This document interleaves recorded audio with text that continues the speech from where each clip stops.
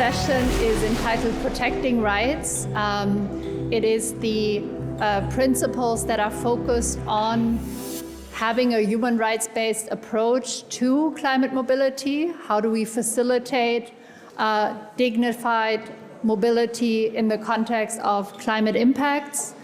It deals with the rights that are at stake in the context of the threats posed by sea level rise, rights that go beyond the individual rights that affect statehood continuity, that affect maritime zones. And it also deals with rights that are affected when it comes to cultural identity, heritage, the more intangible pieces that make up people's attachment to their homes and their places of belonging. Here to discuss those topics with us, we have a distinguished panel of ministers and high-level guests, and I would like to call them up to the stage. We're joined by Her Excellency Pamela Charette, Minister for Social Affairs, Family and Equality of the Republic of Seychelles.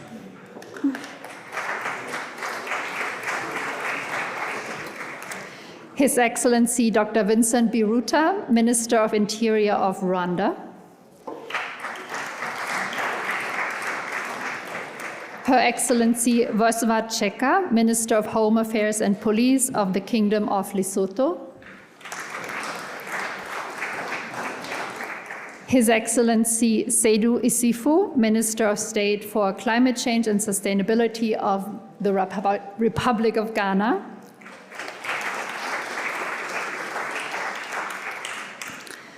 His Excellency Abu Bamba, Minister of Environment and Ecological Transition of the Republic of Côte d'Ivoire. I understand the minister will be replaced by Ambassador Abdallah Azize Diabaté. Enchanté.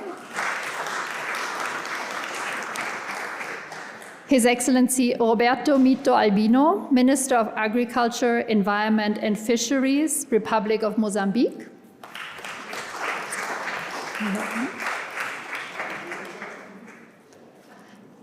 And last but not least, Ms. Amy Pope, Director General of the International Organization for Migration.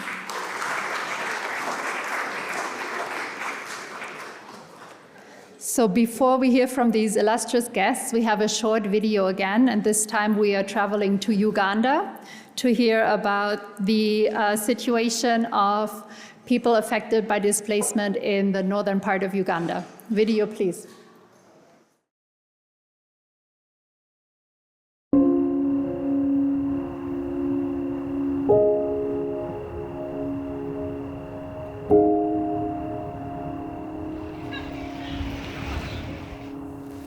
اسم تاعي إلين إزكيا ولدنا في ميريدي كاونتي ده في جنوب السودان. أنا جاي من جنوب السودان زمان أنا 10 سنة. أنا جينا في مفارا في أروا سنترال ديفيزون أروا سيتي في يوغندا. أنا جي اشتغل في Voice of Life جورناليست.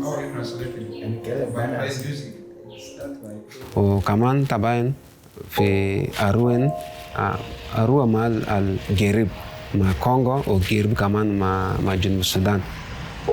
أمن قليم سوا اللي أمن قليم سوا هو كلام بتاع تاجر أول بناء البيزنس.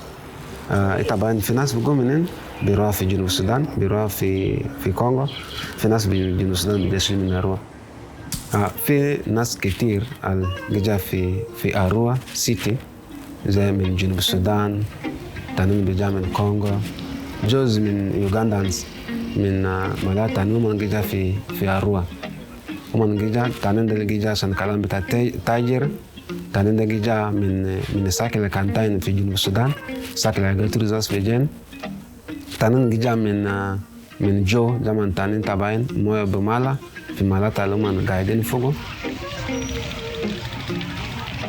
أروى مال كويس للاجين. ناس البونز روتان واحد في جنوب السودان، ومن بونز روتان ده كمان في كونغو، ومن بونز كمان روتان ده في يوغندا. كان قبائل ديل ومن جا في محل واي ما بقدر بيصير زمن عشان ما بقدر بيوالف بعده. So تاين هو ستايل عشان الناس ديل بقدر بيلم سوا عشان شنو ومن رتان بتمن سوا ومن عارف بعض وتابع بتمن بتاع بلد كل سوا. سكلنا زي كان لين ما بقدر بيصير زمن أو ومن بدأ رتان ومن بيوالف بعده قام. لاجين ومن كويس في ما بس لروى لمعلات كل. طبعاً لاجين ومن جا كلمات جير. طبعاً ناس اللي خلاص جاتوا من كانوا منابين ناس سيرفيسيس أجيين فوق كان تراس ده في السوق كل جات الناس جزارة سكرين من جزارة جي في تاون ما جي ناس انشنو ريفيجيز خلاص ماليان طبعاً يعني ناس اللي كان ما جل جوجروس ومن خلاص جل جوجروس أكما كان لسه عندي فكرة عشان بيجيبوا لاجين كتيرين يقول كروزو ناس اللي قاموا الكلمات تانيين من بيلقوا حاجات زي جروز ومن ناس بيلقوا سوكل كان تراس ده في كيم كتير يوغاندانز من بيلقوا سوكل في كيم ده عشان شنو ده عشان موجود بتاع ناس لاجين أو ريفيجيسين.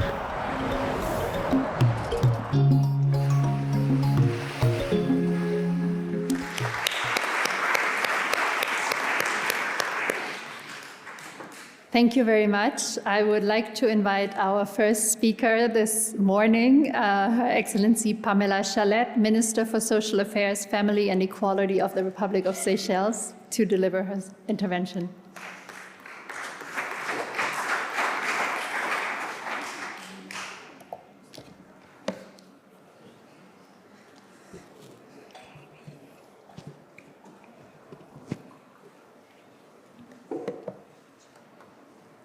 Excellencies, distinguished guests, Head of States and Government, honorable ministers, ladies and gentlemen, I am honored to address you today at the Berlin Climate Mobility Forum, and I thank the Global Center for Climate Mobility and the Robert Bosch Foundation for convening this important gathering. We meet at a time when the impacts of climate change are no longer distant projections. They are being felt in the daily lives of people and communities across the world. For small island developing states such as Seychelles, this reality is especially clear. Climate change is not only an environmental challenge, it is a human, social, and development challenge. It affects homes, livelihoods, culture, identity, and people's ability to remain safely in the places they call home. Seychelles is an island nation with a deep connection to land and sea. Our communities are shaped by our ocean, our coastlines, our natural environment, and our shared sense of place. For our people, home is not simply where one lives. It is where families are rooted, where communities are built, and where culture and identity are passed from one generation to the next. This is why the issue of climate mobility must be approached with great care. It must begin with the recognition that most people do not wish to leave their homes. They want to remain where they belong with dignity, security, and opportunity. The right to stay must therefore remain central to our collective response. Protecting the right means investing in adaptation before displacement becomes unavoidable. It means strengthening resilience in communities already exposed to sea level rise, coastal erosion, flooding, extreme weather, water stress, and other climate-related risks. It also means ensuring that climate action is not designed in isolation from the social realities of the people it is meant to serve. In Seychelles, we are already seeing how climate impacts affect different aspects of national development. Coastal erosion threatens infrastructure and settlements. Changing weather patterns affect water security and livelihoods. Pressure on ecosystems has consequences for fisheries, tourism, and food security. These pressures are environmental, but their consequences are deeply social. They place added strain on households, particularly those with fewer resources to adapt, and they can increase existing vulnerabilities for women, children, older persons, persons with disabilities, and communities living in exposed areas. For this reason, climate mobility cannot be treated only as a matter of migration policy. It must be addressed as part of a wider development agenda, one that brings together climate adaptation, social protection, disaster risk reduction, housing, health, education, employment, and community development. This is particularly important for small island developing states. Our vulnerabilities are well known, but so too is our determination to lead. Seychelles has long advocated for stronger climate action, greater ambition, and more effective support for vulnerable countries. We have also continued to invest in resilience, environmental protection, disaster preparedness, and sustainable development. However, the scale of the challenge is growing. No country can address climate mobility alone. The movement, displacement, or immobility of people in the context of climate change requires cooperation, planning, finance, and solidarity. Seychelles, like the other small island developing states represented here, face growing risks, and our people confront questions about their futures every day. When we speak of climate finance, of loss and damage, and of genuine international cooperation, we are raising a question of fairness, and we raise it in the expectation that the international community has both the capacity and the will to respond. In Seychelles, approximately 85% of our population lives close to the coast, and current research suggests that nearly 1 in 10 of our citizens lives in a settlement directly at risk of coastal flooding. Without sustained action, the economic consequences alone could reduce our GDP by more than 6%, eroding the very foundations of tourism, fisheries, and community well-being. These figures are the baseline from which responsible planning must begin. The global principles for addressing climate mobility provide an important basis for this work. They recognize that climate mobility must be addressed through a rights-based, a people-centered approach. They affirm the importance of protecting the right to stay, planning for safe and dignified mobility when movement becomes necessary, and ensuring that communities remain at the center of decisions that affect their future. Seychelles welcomes this approach. For us, limited mobility, climate mobility must never be reduced to movement alone. It must be about choice, the choice to remain safely where possible, the choice to move with dignity when necessary, the choice to preserve family unity, culture, and identity, and the choice for future generations to inherit communities that are resilient, inclusive, and secure. To achieve this, 3 priorities are essential. First, we must scale up locally led adaptation. Communities understand their realities, know where the risks are greatest, what livelihoods are at stake, and what solutions are most practical. Climate finance and technical support must therefore reach the local level, where resilience is built in real and measurable ways. Second, climate mobility must be integrated into national planning. It should be reflected in adaptation plans, disaster risk management frameworks, social protection systems, housing policies, and long-term development strategies.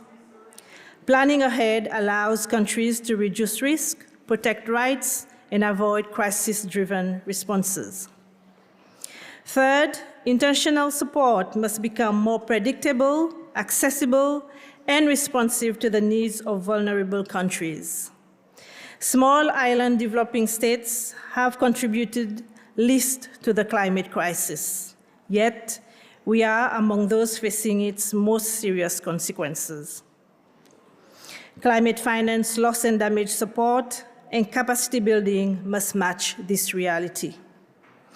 Excellencies, ladies and gentlemen, climate mobility is one of the clearest reminders that climate change is ultimately about people. It is about whether communities can remain safe, whether livelihoods can be protected, whether cultures can be preserved, and whether development can continue in the face of growing climate risks. The task before us is therefore not only to manage movement, it is to protect dignity, strengthen resilience, and expand the choices available to people and communities.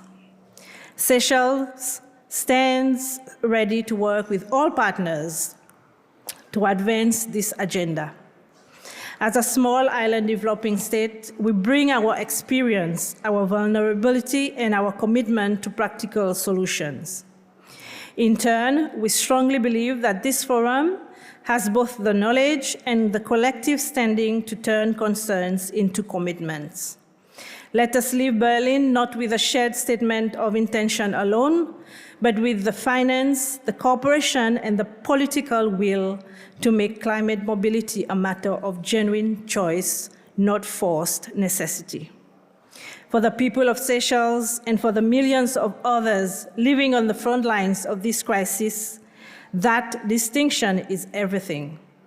It is what urgency, fairness, and humanity requires. Thank you.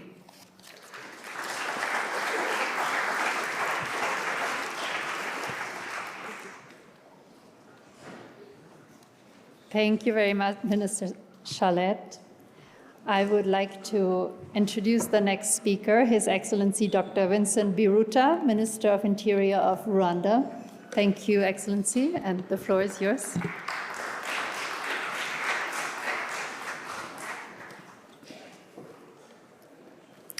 Excellencies, distinguished ministers, representatives of international organizations and development partners, ladies and gentlemen.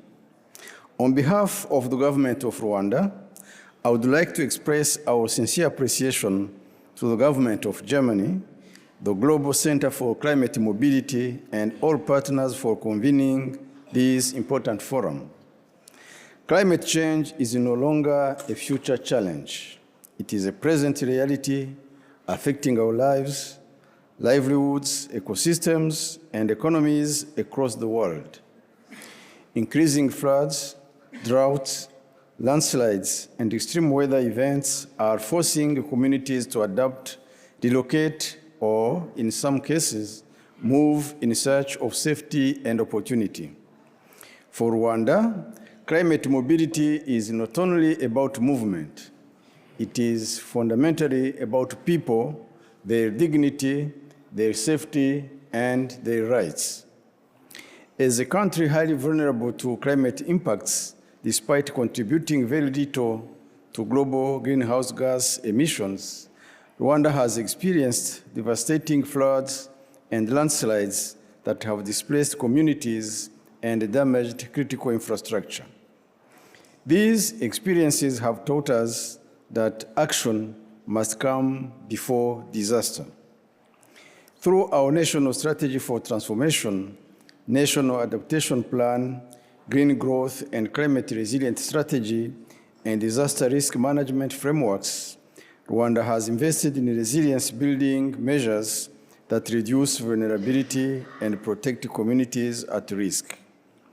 Where relocation has been necessary, particularly for households living in high-risk zones, our approach has been guided by a simple principle: protecting people and protecting their rights.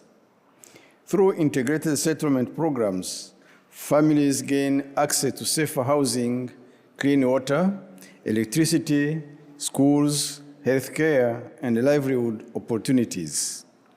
Planned relocation must never be viewed simply as moving people. It must be a process that safeguards human dignity, livelihoods, social cohesion, and informed participation. At the same time, Rwanda continues to invest in ecosystem restoration, climate-smart agriculture, resilient infrastructure, early warning systems, and community-based adaptation.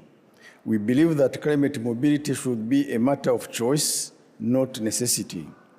Alongside the right to move safely and with dignity, we must equally protect the right of people to remain in their communities when conditions allow. Excellencies, as we advance a global agenda on climate mobility, 3 priorities deserve our collective attention. First, strengthening climate mobility data, forecasting, and anticipatory planning. Second, increasing access to adaptation finance and climate risk financing for vulnerable communities. Third, ensuring that all climate mobility responses are firmly grounded in human rights, protecting the dignity, agency, and aspirations of affected populations. The climate mobility principles provide an important framework for advancing these objectives. They remind us that climate action must be people-centered, rights-based, and anchored in international solidarity. Rwanda, therefore, welcomes and formally endorses the climate mobility principles and reaffirms its commitment to working with all partners to advance practical solutions that protect rights, strengthen resilience, and create opportunities for vulnerable communities. Together, let us ensure that climate mobility becomes not a story of crisis and displacement, but a story of human dignity, resilience, and shared prosperity. I thank you for your kind attention.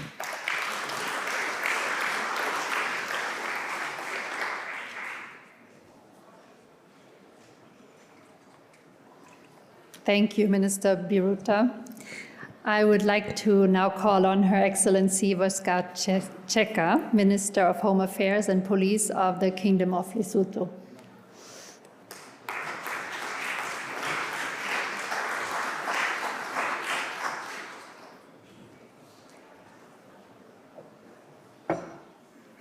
Your Excellencies, heads of states, honorable ministers, heads of delegations, ladies and gentlemen, I am pleased and honored to join you at this second Berlin Climate Mobility Forum, and I thank the Global Center for Climate Mobility and the Robert Bosch staffing for convening us. At the inaugural Berlin Climate Mobility Forum last year, His Majesty King Letsie III participated as a keynote speaker, underscoring the Kingdom of Lesotho's recognition for climate mobility as a critical developmental, human rights, and resilience issue. His message was very clear. Climate mobility must be guided by dignity, foresight, and shared responsibility. Today, the Kingdom of Lesotho returns to report on the steps we have taken since that call. In preparation for this forum, the Embassy of the Kingdom of Lesotho in Berlin had the privilege of co-hosting, together with the Global Center for Climate Mobility, a briefing for African diplomatic missions We are encouraged by the strong participation of African countries at this forum, reflecting a strong continental commitment and shaping the climate mobility agenda, ensuring African perspectives are fully reflected. I have the honor to convey the government of Lesotho's formal endorsement of the climate mobility principles, a framework we embrace as a vital step towards safety, dignity, and resilience for affected communities. We are grateful, too, for our growing partnership with the Global Center for Climate Mobility. Only a few weeks ago, we signed an agreement to begin the climate mobility deep dive into the Kingdom of Lesotho. Next week, we will hold the kick-off meeting, and we look forward for what it will yield. Though the Kingdom of Lesotho has contributed little to the climate crisis, we are living its consequences. The recurrent droughts, flooding, and gradual degradation of our land, each altering the rhythm of our daily life and straining livelihoods of our people. One consequence is a changing pattern of movement. Some are compelled to live in search for safety and opportunity, while others risk being left behind in places of mounting environmental stress. In the Kingdom of Lesotho, we are already witnessing both internal movement, cross-border mobility, as people seek alternative livelihoods, and greater resilience in the face of climate-related pressures. These realities remind us that climate mobility is not a future concern.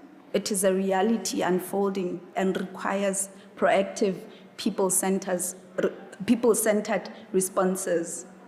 This is why we must anticipate mobility within our national planning rather than meet it only after the fact. This calls above all the right-based responses to climate mobility, whether our people remain in their communities or move within the Kingdom of Lesotho or across borders, searching for safety. Their dignity and fundamental rights must travel with them. That requires clear, right-based policies and legal frameworks that set out protection and durable solutions for those affected by a changing climate. The Kingdom of Lesotho began to build them. In 2025, we made a well-managed mobility a core objective of our national adaptation plan to ease the drivers of forced movement and offer solutions for the displaced. We must also protect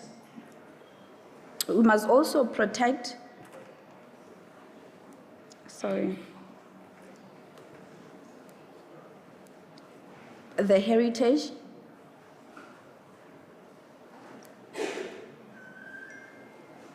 culture, dignity,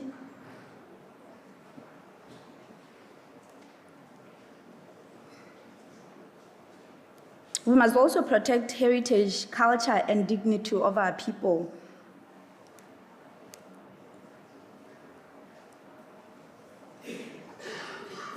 When climate forces people to move, their inheritance, traditions, and knowledge of the land and social ties to that bind communities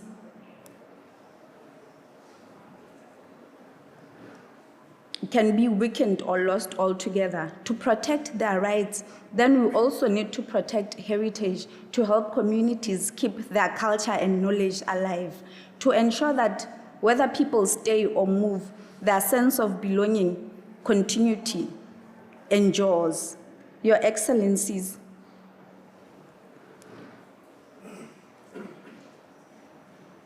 we as the Kingdom of Lesotho, we declare today that we are in agreement with what is being discussed today. We offer our commitment to making sure that we play our part, not only to respond when the problem is already at hand, but also to plan as the National Adaptation Plan says. I thank you.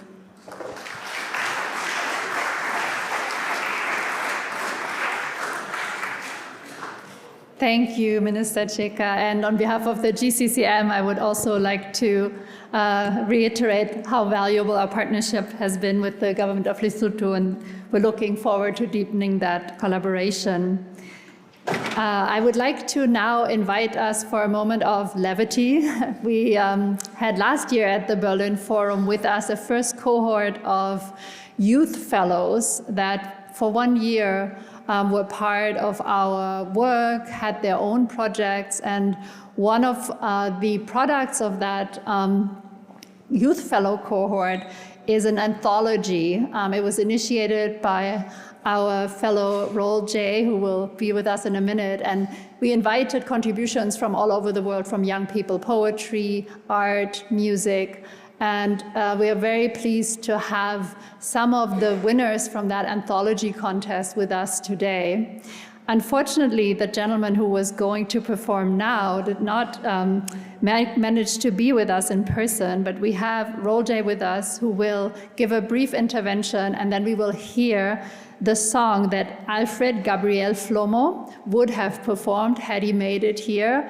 Alfred Gabriel is from Liberia, and we will be listening to his song after Roll J's brief intervention. So Roll J, please come up, join us.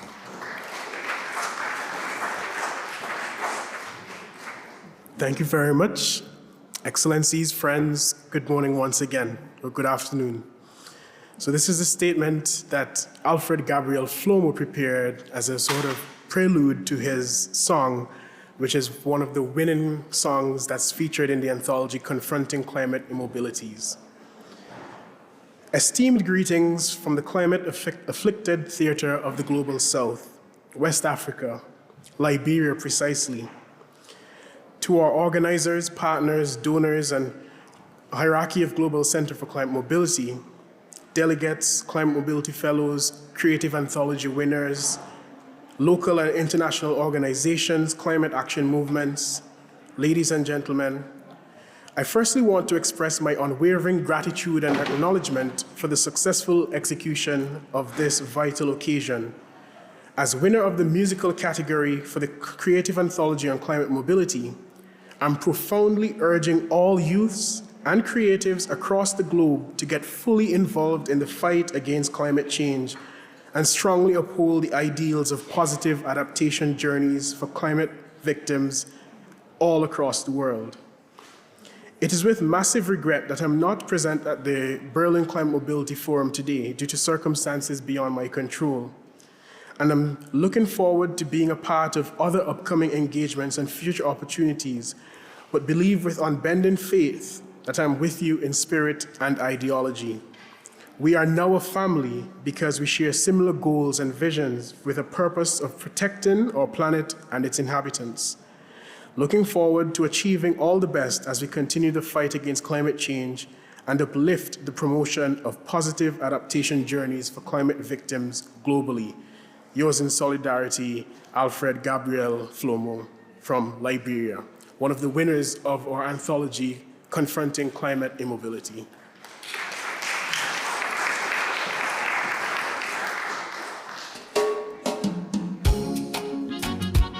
Oh, yeah.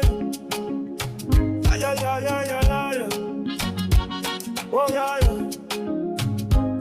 Why don't we manage our waste indeed? Why are we still cutting down our trees? Why don't we keep our waters clean? Stop destroying our wildlife and things. Support agroecology, let the people lead. Land rights and justice, that is what we need. Women and youth rise with solution bold and toxic imports. Protect the soil we hold. Justice in the land and in the sea. Justice for the hands that grow and feed. Justice for both the strong and weak. The land is crying, the rivers run dry.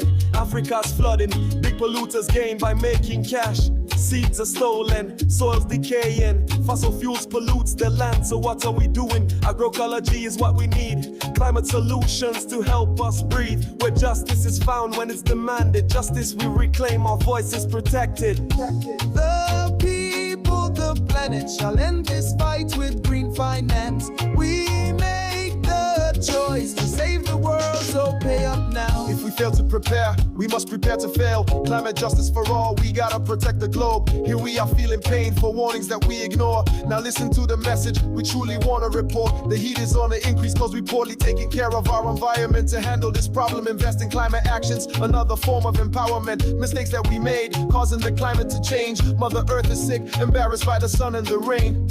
Let's start using the sun, wind, and waters to run our working places and gather electrical power. They're naturally empowering instead of generators. Listen and take heed, cause only us can save us. Invest in agriculture.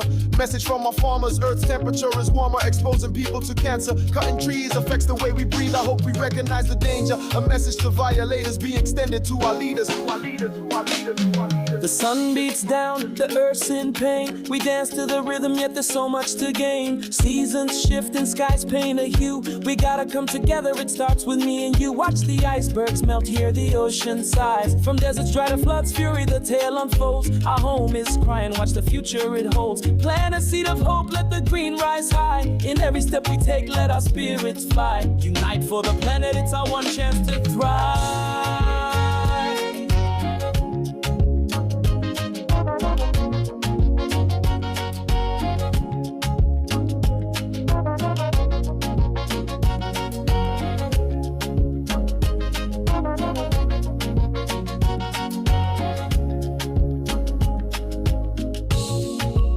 Whenever the climate changes, we become the major victims. I'm referring to the disabled community and the physically challenged population. Today we are taking a bold step. Rise up for Mother Earth, let your spirit dance. Together we'll fight for a second chance. A message from action, I'd like Maria to the Liberian people and the world at large.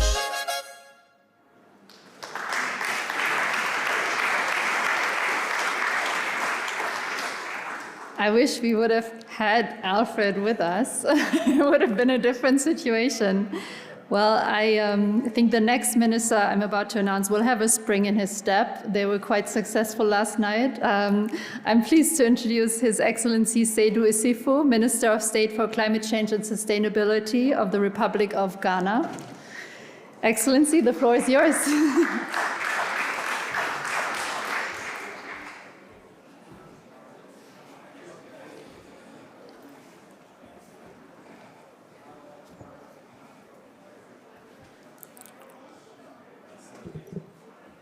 Thank you very much. Excellencies, distinguished delegates, I thank you for this opportunity, and I bring you warm greetings from His Excellency John Dramani Mahama, the President of the Republic of Ghana, whom I am privileged to represent today.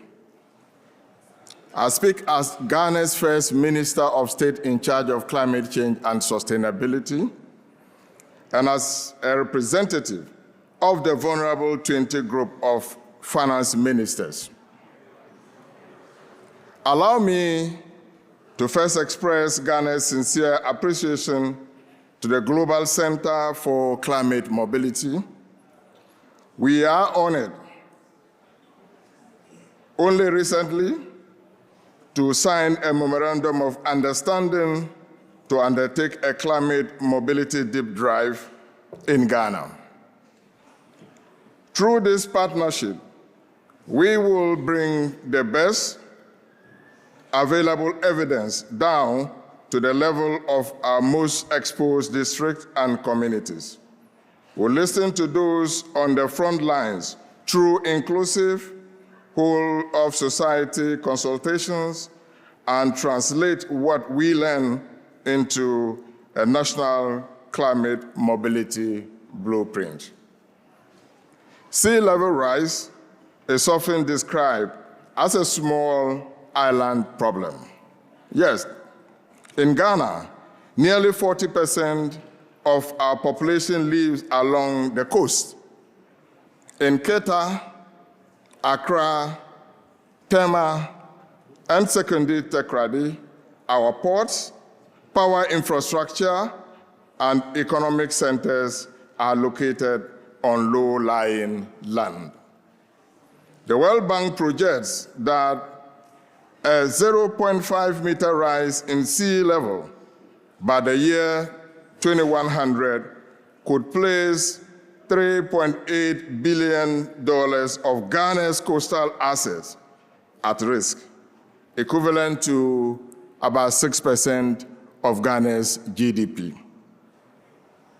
This is not only an environmental challenge, distinguished ladies and gentlemen. It is a challenge of rights, sovereignty, and economic security. Protecting rights in the context of sea level rise requires these key actions. There must be consultation, legal clarity and continuity, and finance should be targeted to reach the most vulnerable. And finally, there should be dignity in mobility. Ghana welcomes the United Nations Secretary General's forthcoming report on sea level rise and support calls for a coordinated international response. We further support the development of a United Nations declaration affirming the continuity of statehood and sovereignty despite sea level rise. A nation must not cease to exist because its coastal line is eroding. Adaptation commitment under the Paris Agreement, the nationally determined contributions, and the National Adaptation Plan can only succeed if finance reaches vulnerable communities. In Ghana, we are piloting localized adaptation financing through the community's Climate Adaptation Facility and working with Dixie assemblies to ensure resources reach those on the front lines. The right to stay must remain our first priority. However, where communities can no longer remain safely in these places, mobility must be planned. Mobility must have legal basis.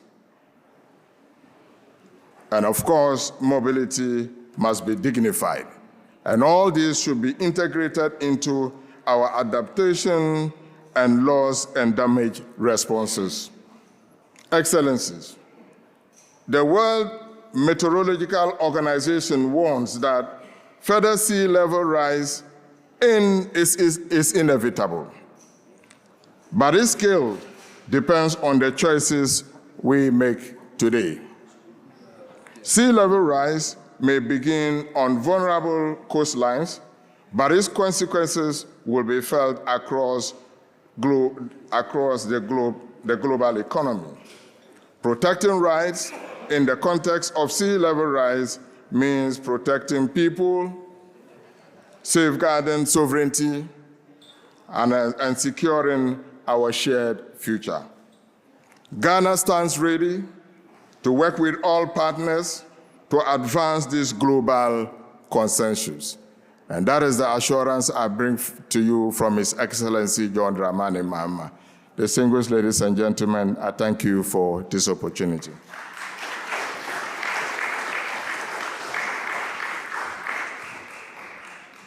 Thank you, Minister, for the strong endorsement of the Republic of Ghana and also for the partnership.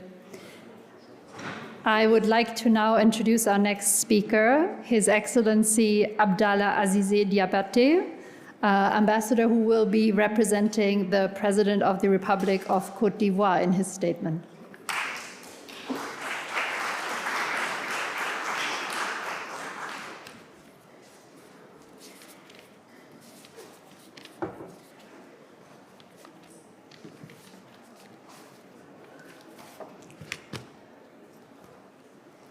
Excellence,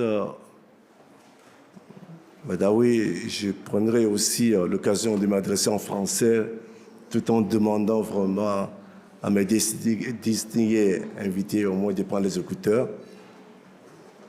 C'est un réel honneur pour moi aujourd'hui d'être ici présent. Excellence, chers distingués invités, mesdames et messieurs, avant tout propos, permettez-moi de vous transmettre les salutations chaleureuses du président de la République, Alassane Ouattara, qui aurait voulu honorer de sa présence ici, mais pour des contraintes naturellement d'agenda, n'a pas pu honorer de sa présence ici. Il félicite naturellement les organisateurs de ce prestigieux forum, BCMF et la Fondation Robert Bosch. Vos Excellences, Mesdames et Messieurs, la réunion d'aujourd'hui se tient dans un contexte où la crise a atteint un niveau d'urgence sans précédent. En effet, selon les chiffres de l'Organisation internationale pour les migrations, on prévoit environ 281 millions de migrants internationaux dans le monde en 2024. C'est énorme. Soit 3,5% de la population mondiale. Environ 21,5 millions d'entre eux sont déplacés chaque année en moyenne à la suite de la catastrophe liée au climat, telles que les inondations et les tempêtes. C'est pourquoi, sous la direction de son Excellence Alassane Ouattara, président de la République de Côte d'Ivoire, notre pays a pris des mesures énergiques qui soulignent notre engagement à traiter les questions migratoires, notamment l'élaboration de la stratégie nationale 2022-2025 sur les migrations, l'élaboration de la stratégie nationale de lutte contre la traite des personnes 2022-2025, l'intégration de la question migratoire dans nos contributions déterminées au niveau national soumises à 2025. La signature, naturellement, de la déclaration de Kampala sur les migrations et le changement climatique en mai 2026. Parallèlement, nous avons renforcé notre gouvernance en créant, en juin 2023, un comité interministériel placé sous l'autorité de la présidente de la République. Ce comité rassemble les ministères chargés de cette question, notamment le ministère des Affaires étrangères, le ministère de la Sécurité, le ministère de la Cohésion nationale, le ministère de la Justice, le ministère de l'Environnement, avec le soutien de l'Organisation internationale des migrations. Vos Excellences, Mesdames et Messieurs, l'histoire nous enseigne que les mobilités humaines sont toujours accompagnées par la transformation de la société. Notre responsabilité aujourd'hui est de veiller à ce que les mobilités liées au climat soient anticipées, sûres, porteuses de sens et sources d'opportunités plutôt que de vulnérabilité. Face à l'urgence climatique, aucun pays ne peut agir seul. La réponse doit être collective, fondée sur la solidarité et la responsabilité partagée. Ensemble, nous devons investir davantage dans l'adaptation, renforcer la résilience de nos territoires, protéger les droits des personnes les plus vulnérables et créer les conditions d'un développement durable et inclusif. Construisons des territoires résilients afin que la mobilité soit un choix motivé par les opportunités plutôt qu'une nécessité de survie. Telle est la vision de la Côte d'Ivoire, telle est la vision que nous devons partager pour l'Afrique et pour le monde. Je formule le vœu que les travaux du Forum de Berlin contribuent à susciter des engagements concrets, des partenariats solides et des investissements à la hauteur des défis qui nous attendent. Je ne saurais terminer cette déclaration sans remercier le gouvernement allemand pour avoir accueilli ce forum. Je vous remercie.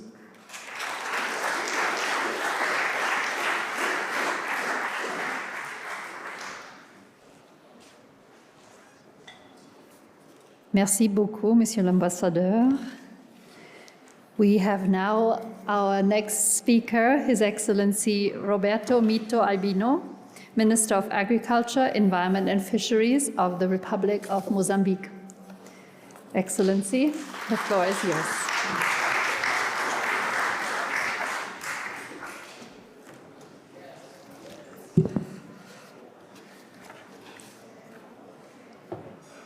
Excellencies, heads of state and government, Excellencies, head of delegations, ambassadors, ladies and gentlemen. It is great honor that on behalf of His Excellency Daniel Francisco Chapo, President of Mozambique, I participate in his forum of climate mobility, held in an international context marked by the intensification of extreme climate events, persistent economic fragilities, and armed conflicts that continue to reshape patterns on human mobility in the vast region of the world. After hearing so very fruitful and very deep statements from our colleagues all over the world, mainly from South Africa and Lesotho, I have to skip some of my interventions because I don't want to blame the nature, etc. I would like to focus more on the solutions. What are we as Mozambique, are we doing, and what we hope that this very important Berlin Forum will bring to us. For me, I think that 3 minutes will be most useful to think on that. The IOM displacement monitoring matrix recorded up to about approximately 700,000 internally displaced persons in Mozambique last year, evidencing the complex and the interconnected nature of factors influencing mobility in the country. Mozambique has consolidated the integration of human mobility within the climate policy framework, aligning with the Kampala Ministerial Declaration on Immigration, Environment, and Climate Change. The 2025 National Dialogue on Human Mobility and Climate Change, held in partnership with IOM, made it possible to systemize technical recommendations that already inform the preparation of national determined contributions.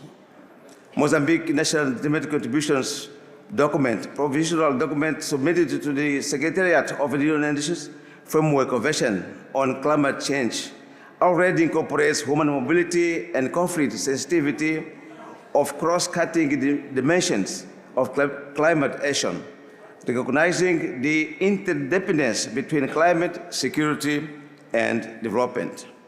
This approach represents a relevant conceptual evolution. Climate action ceases to be exclusively technical and infrastructural to include more complex human, institutional, and territorial dimensions. Mozambique has been strengthening the incorporation of this agenda in national instruments such as the environmental policy and law and the national adaptation and mitigation strategy under revision now, and the local adaptation plans promoting coherence between national and local levels. Mozambique's key message for this forum: climate mobility must be framed as a structural axis for adaptation, disaster risk reduction, peaceful building, and sustainable development. For highly exposed countries like us, the central challenge is not only to respond to displacements that have already occurred, but to anticipate risks by integrating human mobility into climate and financial planning instruments. Strengthening climate finance is critical to enabling preventive rather than merely reactive responses, allowing vulnerable communities to have alternatives before displacement becomes inevitable. The consolidation of data, monitoring, and forecasting system is an essential tool for guiding more informed, territorially adjusted, and socially effective public decisions. Responses to climate mobility must preserve human dignity, guarantee legal protection, and ensure that each person can choose between remaining safely or moving under adequate conditions with access to sustainable solutions. Mozambique reaffirms its vision on climate centered on scientific evidence, climate justice, and shared responsibility. Recognizing the urgent need for the connected global approach to human mobility in the context of the climate crisis, I have the honor to convey the government of Mozambique's formal endorsement of the principles for addressing climate mobility.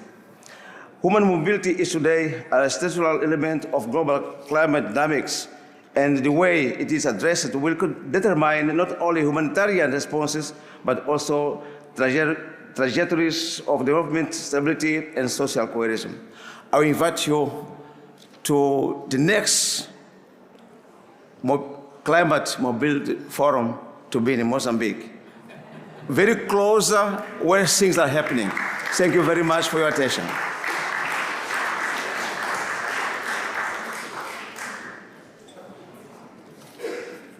Thank you very much, Minister Albino. And in fact, as part of the process of taking forward the climate mobility principles after the Berlin Forum, we do want to engage in regional consultations and regional meetings over the coming years. So we listen closely and we will take you up on your offer.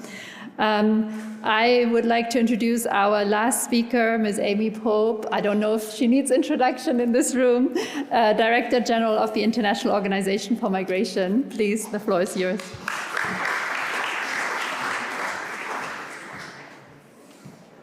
Excellencies, ladies and gentlemen, distinguished delegates, colleagues, and friends. I have the great privilege of leading the International Organization for Migration. We are a UN member state organization with operations in over 180 different countries. And we work with all of you. We work with your community leaders. We work with some of the world's most vulnerable people. So this issue is very real for us. We see it every single day, and we know when we say that climate is displacing more people every year than conflict, that is more than a statistic. That is families, it is children, it is the future of our world. So let me bring to you 3 key observations when it comes to the issues of rights and climate impact. First of all, newsflash, climate mobility, it is not a crisis to be managed. Climate mobility is a rights issue that needs to be governed. The movement of people in response to climate disasters and environmental degradation, that is not exceptional, it's not aberrant, it is historical. It is foreseeable, and it is a predictable consequence of policy failures. And a rights-based lens means that we respond to this issue with dignity. We respond to it with choice, with legal protections. We do not respond to it as a constant emergency. The real emergency here is the governance gap. Now, second, voluntary, safe, and dignified, these are not aspirations. These are obligations. These are existing obligations that apply to all people, not just the most well-resourced people. But whether states have the political will to honor these obligations, that's the question. So I want to commend all of you who are here, those of you who are stepping up, those of you who are exercising the political will to take on this issue and to honor these existing obligations. Third, agency. Agency is the antidote to vulnerability.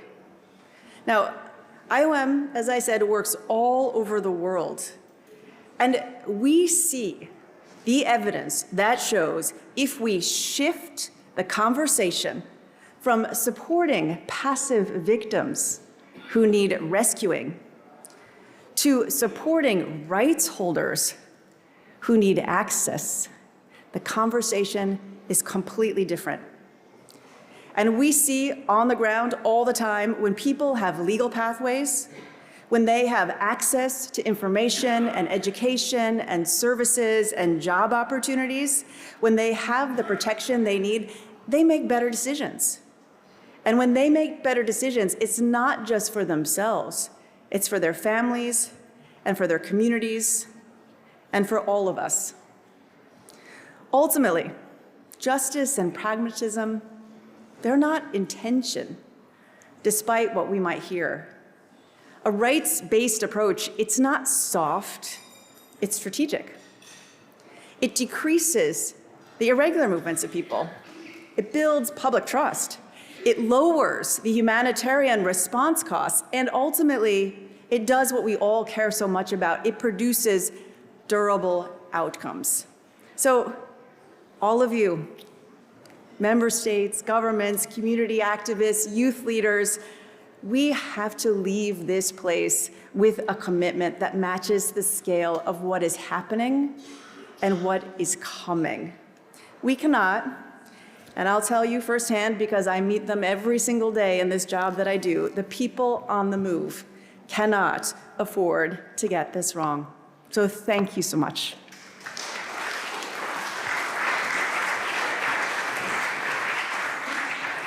Thank you so much, Director General Amy Pope. And just in terms of making the right decisions and exercising some agency, I would invite you all to have lunch now. I know we have another session foreseen, but we will start that session after the break. I think we all need a little break. There is lunch served outside. And so I invite you to take a little stroll, get some fresh air. We will reconvene in here at 2:30 on the dot.